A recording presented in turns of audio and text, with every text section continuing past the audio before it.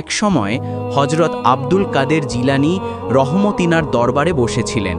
মানুষ তার কাছ থেকে দোয়া, শিক্ষা এবং আধ্যাত্মিক পরামর্শ নিতে আসত। একদিন এক চোর দরবারে প্রবেশ করল। চোরটি ইসলাম সম্পর্কে জানতে চেয়েছিল। হজরত জিলানী তাকে ধৈর্য ও আল্লাহভীরু জীবনযাপনের গুরুত্ব বোঝালেন। চোরটির মনে যে দ্বিধা ছিল তা দূর হয়ে গেল এবং তিনি ইসলাম গ্রহণ করলেন। কিছুদিন পর একটি দুঃখজনক ঘটনা ঘটে। একটি পরিবার হারিয়েছে তাদের প্রিয়জনকে। সবাই শোকাহত। হজরত জিলানী আল্লাহর দিকে দোয়া করলেন। অদ্ভুত ও অলৌকিকভাবে সেই মৃত ব্যক্তি জীবিত হয়ে উঠল।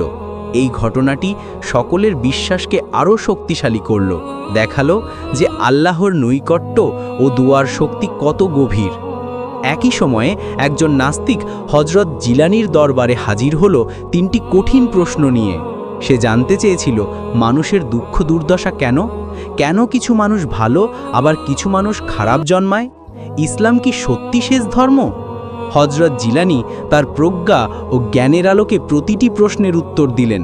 তিনি দেখালেন যে দুঃখ মানুষকে শিক্ষা দেয়, আল্লাহ মানুষকে স্বাধীন ইচ্ছা দিয়েছেন এবং ইসলামই সত্য ও পূর্ণ ধর্ম। নাস্তিক ব্যক্তি তার উত্তর শুনে মুগ্ধ হল এবং ইসলাম গ্রহণ করল।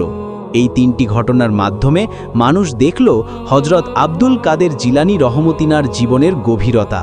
তার ধৈর্য, দোয়া ও জ্ঞান কত বড় শক্তি হতে পারে তা প্রত্যেকেই উপলব্ধি করল।